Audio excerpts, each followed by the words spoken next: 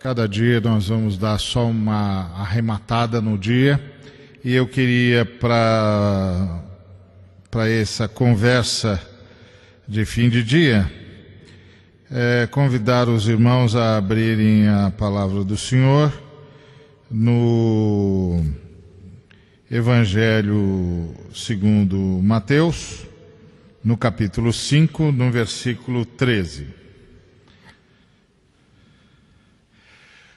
Hoje de manhã, minha filha mais velha, que está se formando em economia na PUC,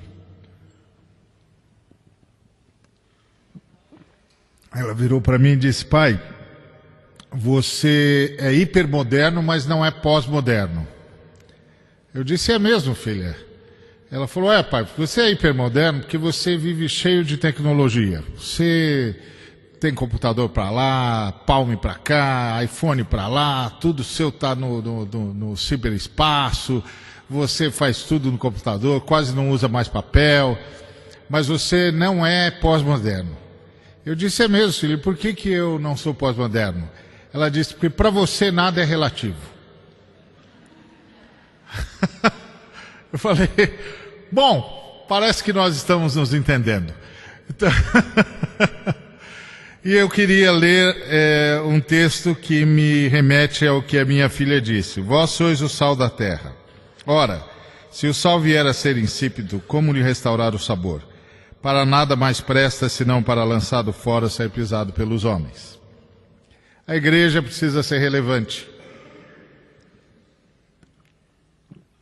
E a igreja precisa ser relevante no lugar onde está plantada. E a igreja está plantada no Brasil. O Brasil é um país que carece de muitas coisas, e durante essa semana certamente muitas destas virão à tona.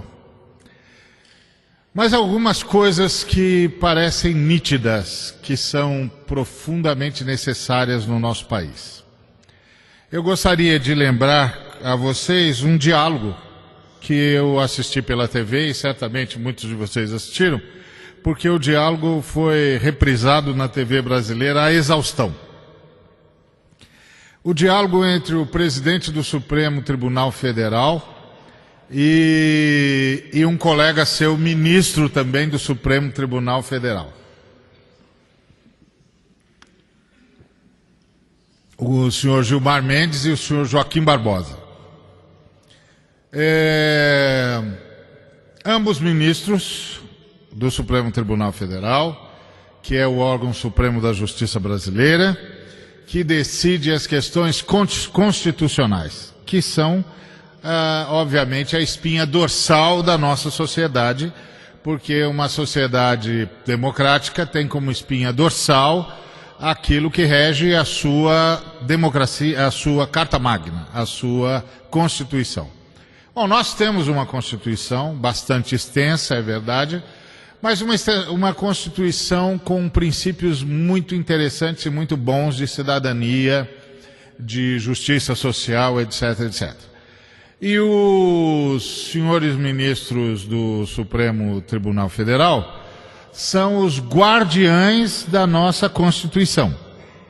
Eles são aqueles com poder para interpelar qualquer autoridade no Brasil, seja ela quem for, chamando a obedecer à Constituição, deixando claro que determinados projetos ou determinadas posturas ou determinados empreendimentos são ou não constitucionais. E se não forem constitucionais, eles não podem ser levados a efeito, porque eles ferem a Carta Magna e a Carta Magna não pode ser ferida. É verdade que nós vivemos num país onde a Carta Magna é ferida quase que diariamente. Porque nós somos um país onde o presidente da República legisla.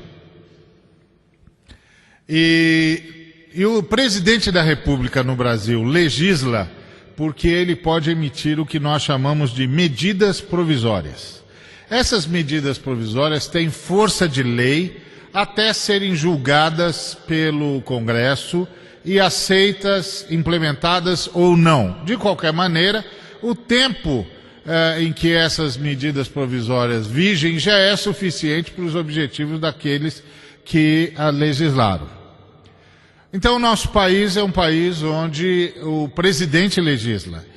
E no Brasil, o presidente legisla porque, embora a Constituição, na Constituinte de 1988, foi toda desenhada para um país parlamentarista, e era esse o processo natural, consequente da Carta Magna que estava sendo construída, houve no Brasil um golpe, que foi a chamada, o plebiscito, para ver se o povo decidia por parlamentarismo ou por presidencialismo. E foi um golpe porque toda a Constituição já estava montada sob a base e a perspectiva parlamentarista. E os senhores membros da Assembleia Nacional Constituinte tinham poder mais do que necessário para decidir e implementar o parlamentarismo, uma vez que eles foram eleitos em Assembleia Nacional Constituinte justamente para que o país ganhasse uma espinha dorsal nova, uma vez que nós queríamos nos despir da Carta Magna, dos atos institucionais que marcaram a vida do país durante 30 anos de poder militar. Mas nós sofremos um golpe e o povo foi chamado a opinar sobre presidencialismo e parlamentarismo. Não havia tempo hábil para instruir o povo, nem havia nenhum desejo de fazê-lo, e o presidencialismo venceu a despeito de termos uma Constituição parlamentarista. Portanto, você pode imaginar o que é que acontecia nos bastidores. Como ela era subvertida em tenebrosas transações. Como dizia o Chico Buarque, a nossa nação estava sendo subvertida em tenebrosas transações. Muito poucas pessoas gritaram. Principalmente poucas pessoas gritaram porque poucas pessoas de fato acompanhavam o que estava acontecendo na Constituinte. Isso em primeiro lugar. Segundo lugar, poucas pessoas gritavam, mesmo entre os formadores de opinião, porque poucos dentre os formadores de opinião sabiam realmente a diferença entre parlamentarismo e presidencialismo e o que significaria ser presidencialista numa democracia ou numa constituição parlamentarista. Bom, você pode dizer, mas Ari, o que isso tudo tem a ver com a Bíblia? E é aqui que está o nosso problema. Esse país está precisando de um choque de integridade. Tudo isso que aconteceu na escolha do presidencialismo, o discurso, o diálogo entre o ministro Gilmar Mendes e o ministro Joaquim Barbosa, dizem uma coisa só: esse país precisa de um choque de integridade. Não há mínima integridade num país quando o ministro do Supremo Tribunal Federal diz a um companheiro seu que esse companheiro não tem moral para dizer certa coisa. Esse companheiro levanta e diz, mas eu não disse isso que o senhor está dizendo, o senhor está torcendo as minhas palavras. E aí arremata dizendo que quem não tem moral é o presidente do Supremo, porque ele está na mídia, e ele está na mídia dilapidando os valores e destruindo a credibilidade naquela casa. E tudo fica do mesmo jeito. Ninguém fala mais nada. A mídia se cala. Ninguém diz uma palavra. Todo mundo pede para apaziguar, para botar panos quentes. Esse país precisa de um choque de integridade. E a igreja, se quiser ser relevante nesse país, precisa ser uma igreja de integridade. Uma igreja que seja sal da terra, que não perca o sabor. A gente usa muitas vezes a ideia de sal da terra com uma série de colocações eufemistas, até interessantes, principalmente quando a gente quer construir um sermão bonito. Ah, nós estamos aqui para provocar sede nas pessoas, porque aí elas vão ter sede de Jesus. Nós estamos aqui para temperar o mundo, porque um mundo sem sal é um mundo sem sabor. Olha como isso não tem sabor, aquilo não tem sabor, nada tem sabor, tudo é inodoro, insípido, inócuo. É bonito. Mas Jesus Cristo está dizendo para a igreja que o papel dela é não perder o sabor. Que ela já é o sabor, e ela que não pode perder o sabor. Ela que não pode perder a integridade. No tempo de Jesus, o sal era usado para preservar os alimentos do apodrecimento, da deterioração, entre outras coisas. Chegou a ser usado como salário, etc, etc. E o Senhor Jesus disse: se vocês, meus filhos, meus discípulos, perderem o sabor, vocês serão pisados pelos homens, porque não vai prestar para mais nada mesmo. Como o sal que os israelenses, os judeus, contaminavam para sabotar os romanos, que roubavam a produção das suas salinas. E pronto. O sal não tinha mais sabor, os romanos usavam para pavimentar a rua. O Brasil precisa de um choque de integridade. Um país onde o presidente legisla, porque sofreu um golpe na Constituinte. Um país onde os ministros do Supremo Tribunal se acusam mutuamente de serem pessoas sem palavra. Um país onde o presidente do Supremo Tribunal Federal é um sujeito sobre quem se levantam suspeitas de toda ordem, de toda natureza. Um país que precisa de choque de integridade. Onde vai haver integridade? Foi isso que Jesus perguntou aos seus discípulos. Onde vai haver integridade? Obrigado.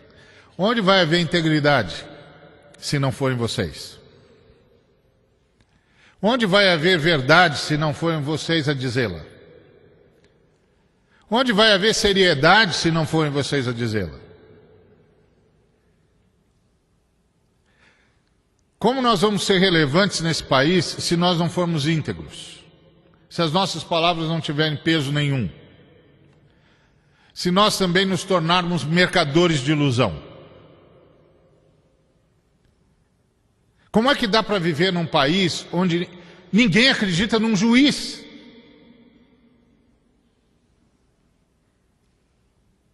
Você fala, não, vamos apelar para a justiça. Ih, a justiça, ai meu Deus do céu.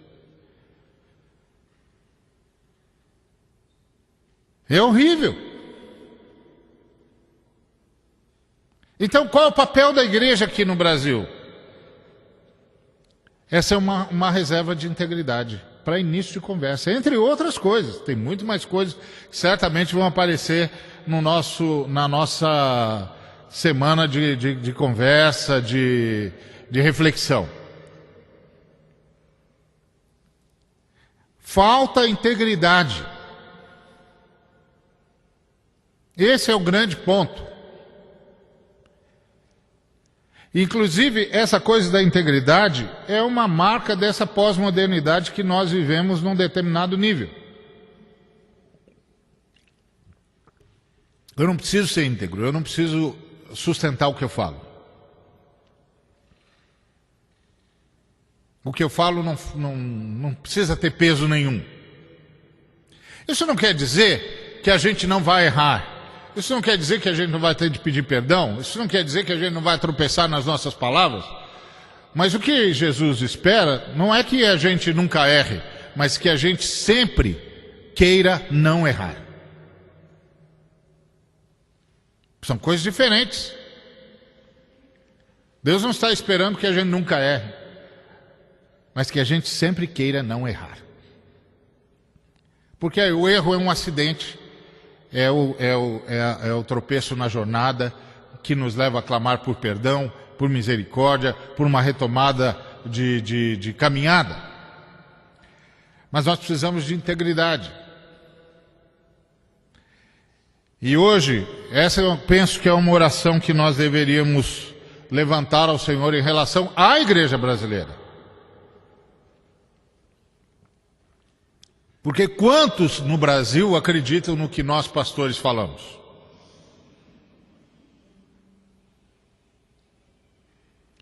Quantos no Brasil acreditam no que significa ser pastor? Mas nós não mexemos nisso. Assim como não mexemos no fato de que 2 ministros do Supremo Tribunal se chocaram. Assim como não mexemos no fato de que os 2 presidentes, os 3 presidentes os 4, né? Tivemos 4 presidentes pós 88, todos legislaram. E cada vez que eles legislam, eles ferem a Constituição. Porque eles mudam a Constituição ao seu bel prazer, ao bel prazer do seu governo. Mesmo que a intenção seja boa, não estou aqui julgando a intenção dos nossos mandatários. Só estou falando do princípio.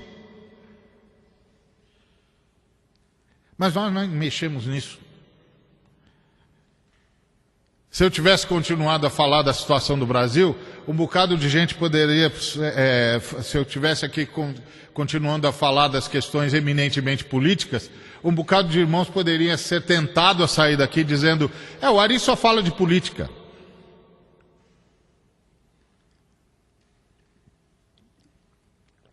Nós não vamos ser relevantes se nós não percebermos em que país que nós vivemos. E o que é que esse país está precisando? Nós não vamos ser relevantes se nós não nos dermos conta de que nós fomos plantados num lugar. E o que é que nesse lugar é necessário haver para que haja um choque.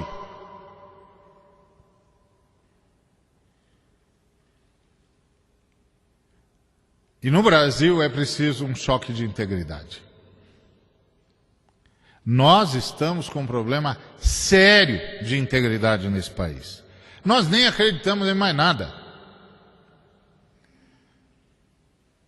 O país todo assistiu estarrecido o vazar de um diálogo dentro de uma prisão brasileira entre 3 pessoas de notoriedade por suas posses e por suas peripécias econômicas, que foram presos por um juiz ou uma juíza menos avisada,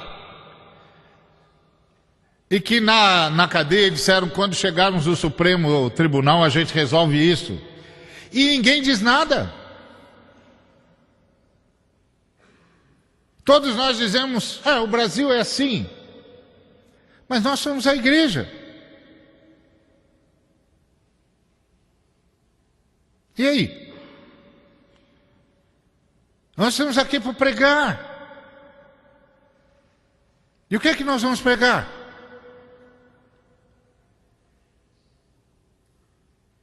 E muitos dos nossos pastores deixam claro que também não acreditam em integridade, pela forma como vivem. E outros dizem que não acreditam, e outros demonstram que não acreditam em integridade pela forma como pregam a Bíblia.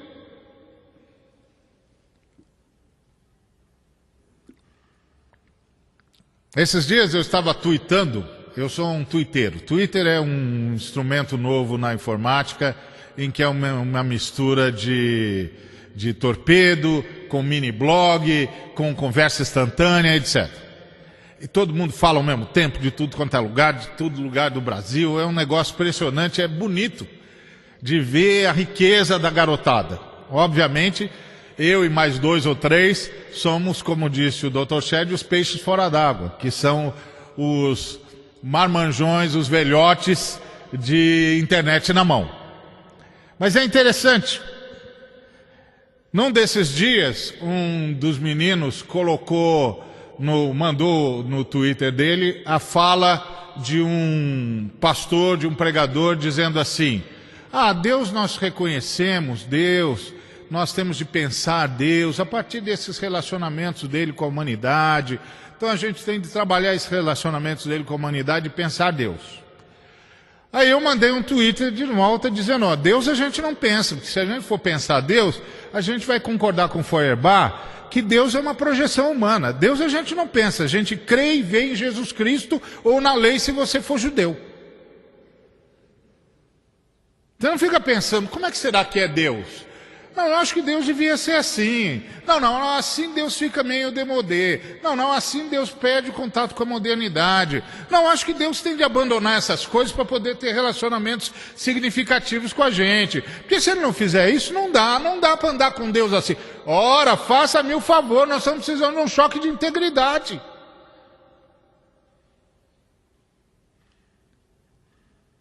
Estamos precisando de um choque de integridade. Deus se revelou em Cristo Jesus. Não tem esse negócio de ficar fazendo lucubração sobre Deus. Deus se revelou em Cristo Jesus.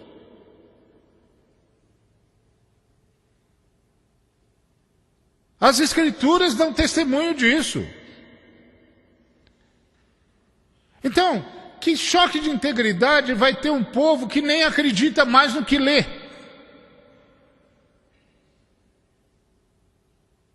Que está tentando amoldar Deus à pós-modernidade,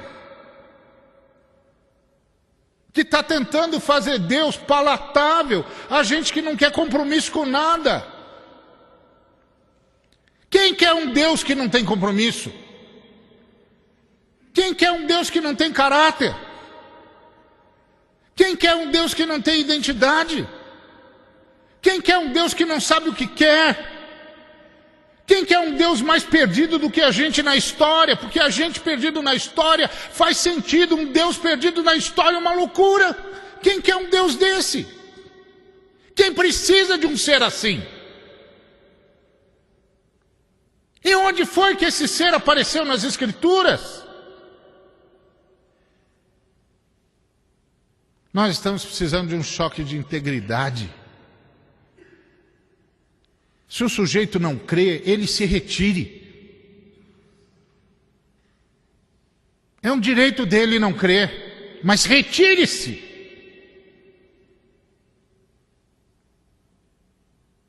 Não tem mais nada para dizer? Fica calado.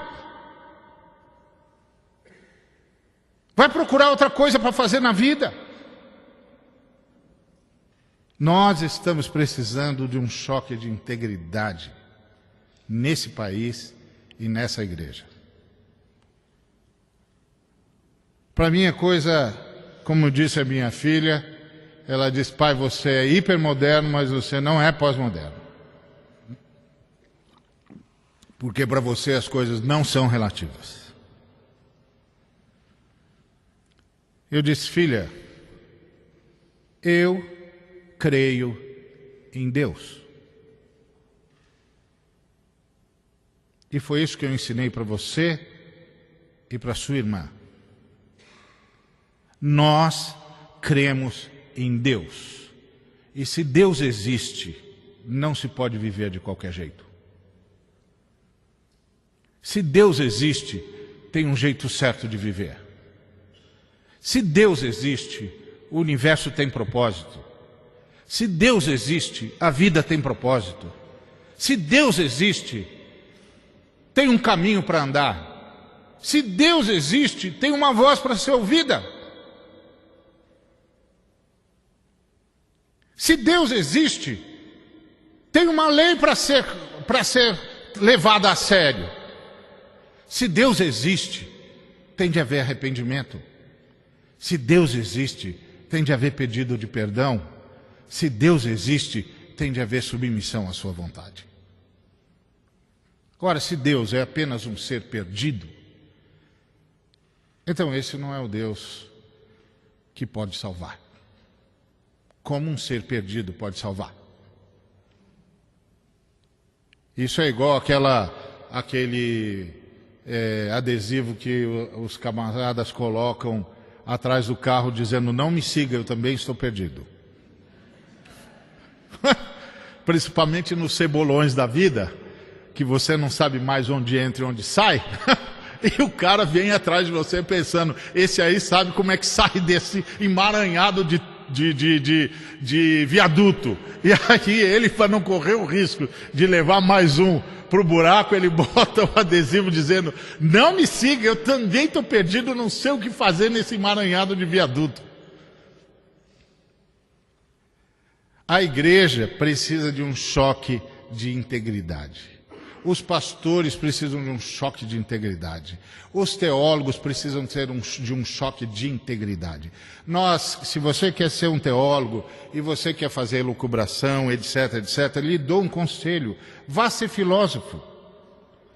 Eu estudei filosofia é ótimo, você pode fazer a tese que você quiser, você pode brincar com o que você quiser, você pode fazer a história que você quiser, você pode inventar a base que você quiser, você pode ser um Rousseau da vida, que escreveu sobre pedagogia e botou os filhos no orfanato, você pode fazer o que você quiser.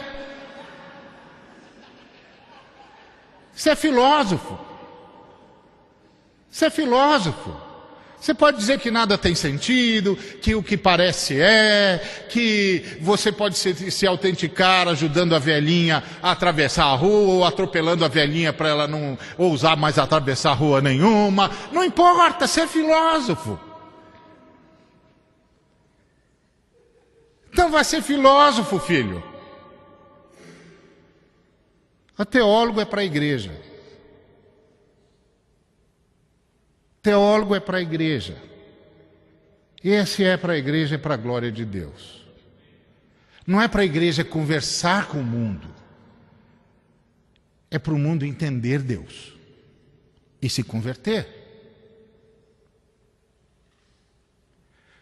Nós estamos precisando de um choque de integridade. Sal da terra, vós sois o sal da terra. Se o sal perder o sabor, não presta para nada.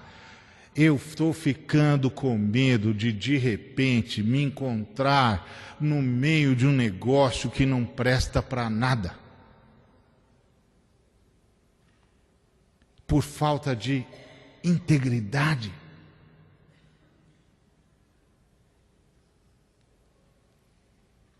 O que é que nós temos a dizer? Se tudo que nós temos a dizer é aumentar a confusão em que o mundo vive, não precisa dizer, fica quieto, eles já estão perdidos. Não precisam da nossa ajuda. Eles já estão perdidos.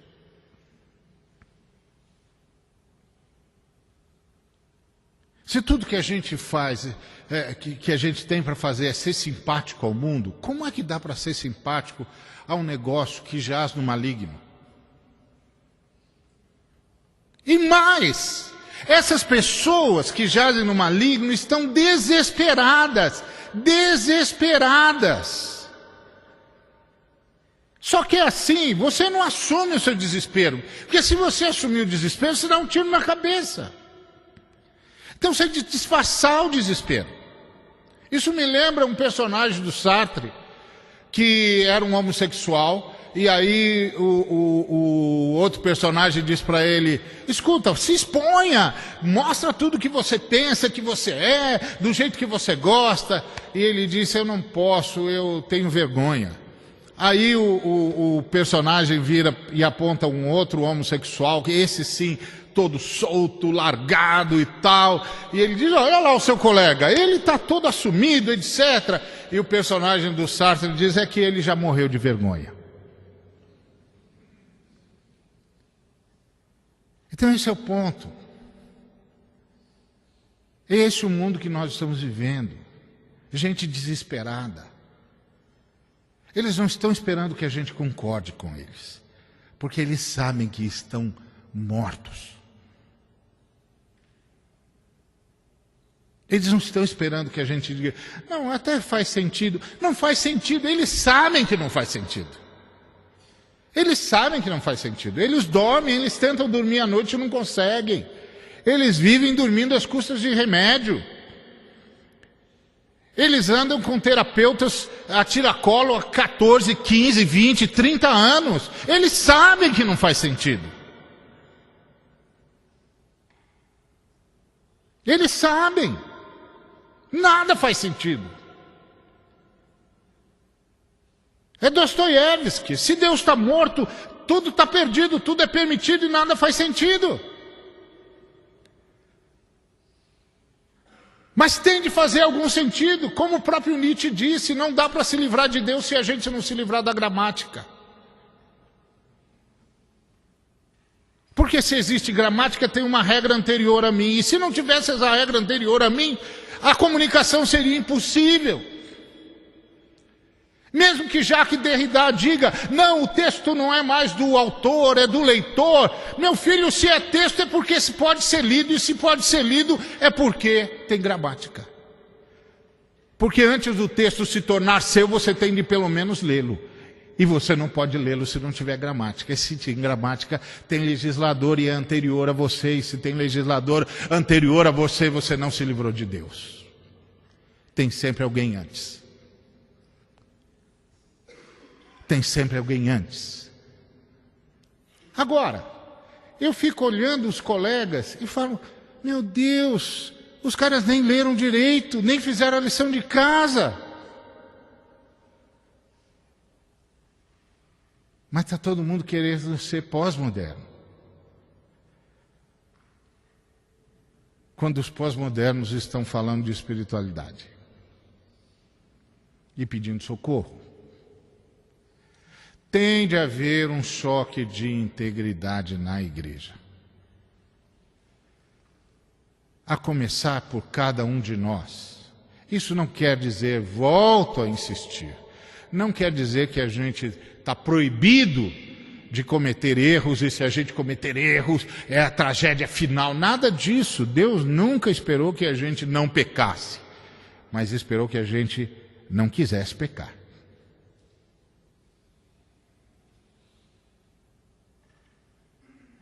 Esse é o ponto.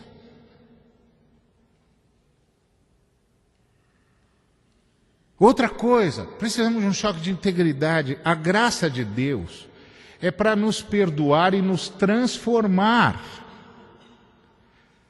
Ser perdoado sem ser transformado, eu insisto sempre em dizer, é como trocar de roupa sem tomar banho. O sujeito não toma banho e troca de roupa. Agora, a roupa está limpinha, mas de verdade, a roupa agora está sendo suja de fora para dentro e de dentro para fora. Porque não só lá fora está sujo, como ele não tomou banho. Então a roupa vai ficar suja dos dois lados. Por que razão Deus iria me perdoar e não me libertar? A menos que Deus não tenha nenhuma intenção de ser realmente meu pai. Ele quer ser dono do meu estado de escravidão. Porque assim, perdoa, mas não me tira do inferno. E aí aquele negócio fica me perseguindo e me derrotando todo dia. Aí todo dia eu tenho de ir lá pedir perdão para ele me poupar, porque senão eu vou para o inferno pior do que eu já estou. Aí ele me perdoa, mas não me liberta.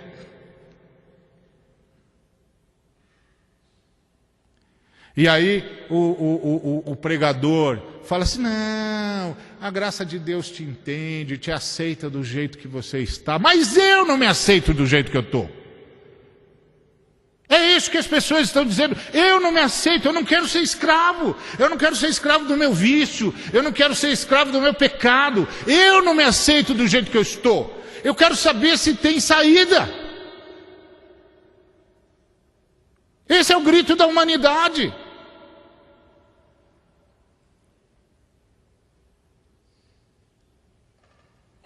A Bíblia não diz que Deus me aceita como eu sou, diz que me recebe como eu estou. E me transforma. Porque eu preciso ser transformado. Preciso vencer o que me escraviza. Se Deus não vai me dar vitória sobre o que me escraviza, Deus é meu escravizador. Isso é o óbvio ululante. Mas quem quer pensar? Pensar custa.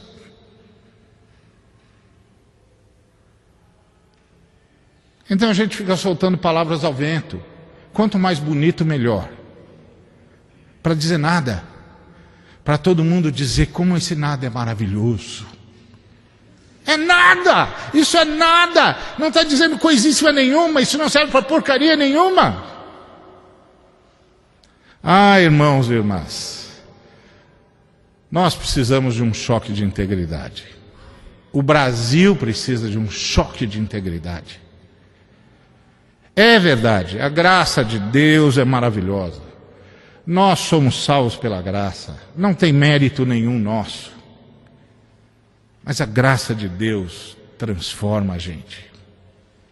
Faz a gente mais parecido com Jesus. O que ontem nos escravizava, hoje não nos escraviza mais. O que ontem nos matava, hoje já não nos mata mais. O que ontem parecia irresistível, hoje não mexe mais conosco. Porque a graça de Deus caminhou em nós.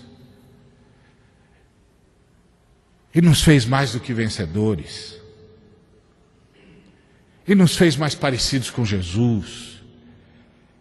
E a cada arrependimento nosso, o Espírito Santo nos transforma em gente mais parecida com Jesus. A nossa alegria retorna, mas retorna muito mais funda e profunda do que era. E nós crescemos e nós subimos. Se não, irmãos, não é cura. Não é cura. É a manutenção do sujeito num estado de enfermidade para ele ficar em débito com o médico o resto da vida.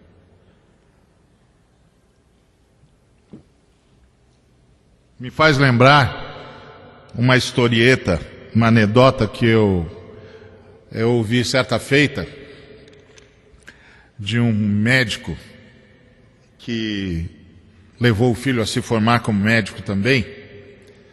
E um dia esse médico começou a revezar o escritório com o filho. E aí uma paciente desse médico, que vinha sempre, foi visitar e não era o dia do pai, era o dia do filho. E aí o filho examinou, viu a ferida dela, que continuava sempre aberta, resolveu fazer um exame mais profundo e descobriu que lá no fundo tinha um fiozinho de cabelo. E disse: sua ferida não fecha por causa disso, minha senhora. Vou resolver isso agora. Deu lá uma anestesia local, que a senhora não estava muito afeita a ficar resistindo a qualquer tipo de dor. Foi lá e tirou o fio de cabelo, fez toda a asepsia, fechou, fez tudo que tinha de fazer e disse: a senhora pode ir embora.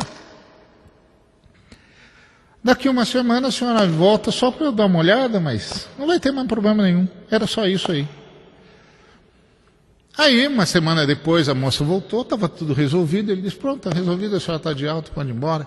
Aí ele chegou para o pai e falou: pai, foi me visitar aquela sua antiga cliente, há anos sua cliente, pai.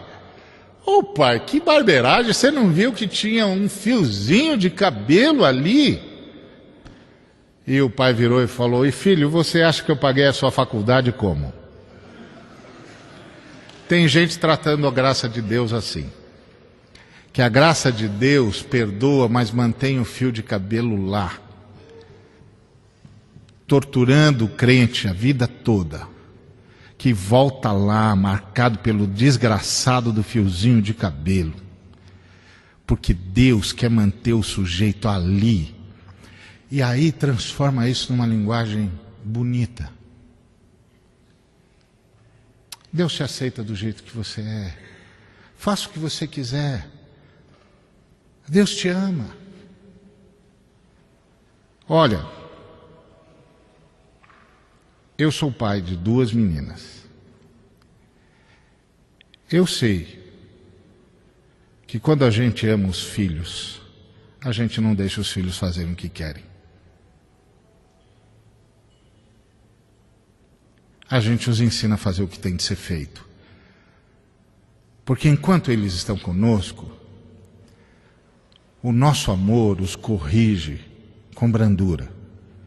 E quando eles forem para o mundo não terá a brandura que nós temos e vai matá-los. A gente sabe disso. Tem gente dizendo que Deus é um pai pródigo, um pai laissez-faire, um pai que não serve para nada, um pai que diz: faça o que você quiser. Aí você encontra aqueles irmãos uma vida promíscua, desgraçada.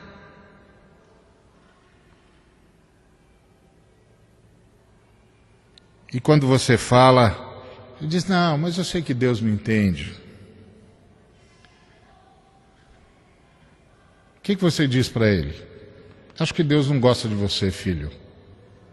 Acho que você nem é crente. Porque Deus abandonou você. Deus abandonou você nessa vida miserável. Você vive essa porcaria de vida. Você acha que essa porcaria de vida é legal? Deixa eu lhe dizer o que é a sua vida. Uma porcaria. Um ser que não consegue sustentar a palavra, que não consegue amar alguém de verdade ou direito, que nunca está satisfeito, que nunca consegue agradecer porque está ávido. É uma porcaria de vida, filho. É uma porcaria de vida. Mas o cara diz que a graça sabe. Então a graça é culpada. A graça é culpada por tanta gente aprisionada na promiscuidade, no vício, na insatisfação crônica. A graça é culpada.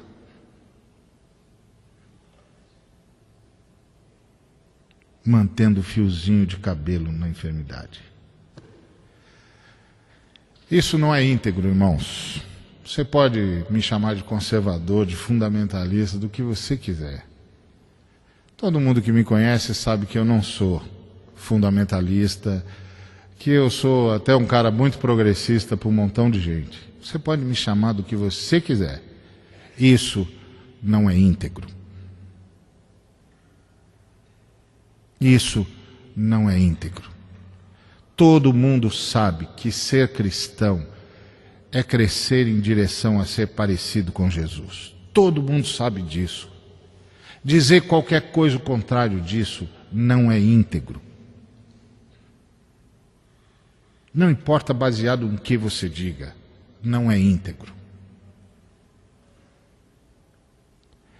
Então hoje eu queria terminar nosso encontro dizendo: irmãos, a graça é maravilhosa, pela graça somos salvos.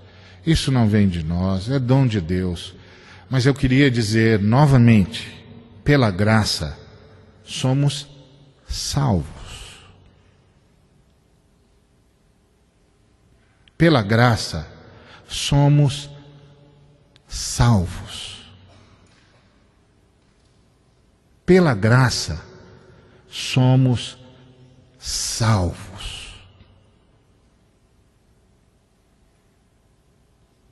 É isso que a Bíblia ensina. Nós precisamos nesse país de um choque de integridade.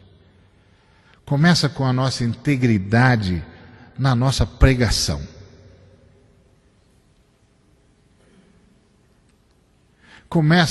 Continua com a nossa integridade como cidadãos.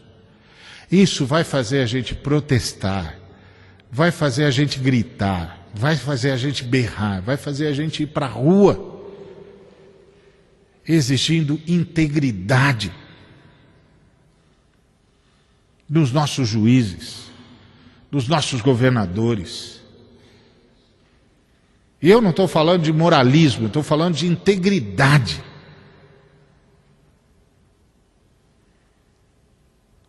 O sujeito não pode ser juiz do Supremo e ser acusado de trabalho escravo. Isso é falta de integridade.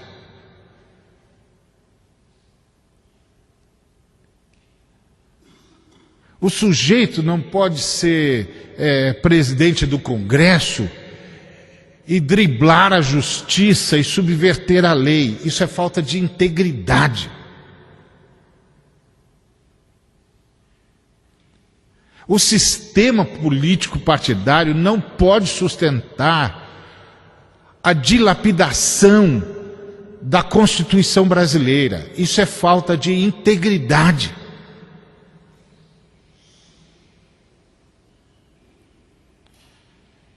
É disso que isso é que significa sal da terra. Sejam íntegros. Só isso. E vocês vão deter o avanço da maldade na terra. Porque penso que esse é o grande papel do sal da terra. Deter o avanço da maldade. Que Deus nos abençoe. Que Deus nos faça de fato uma igreja relevante numa sociedade corrupta e corruptora. Oremos. Obrigado, Senhor, por tudo que o Senhor nos disse nesse dia, nessa tarde. Continua a falar conosco. Tem piedade de nós. Não por nós, mas por amor ao Teu nome. Em nome de Cristo Jesus. Amém.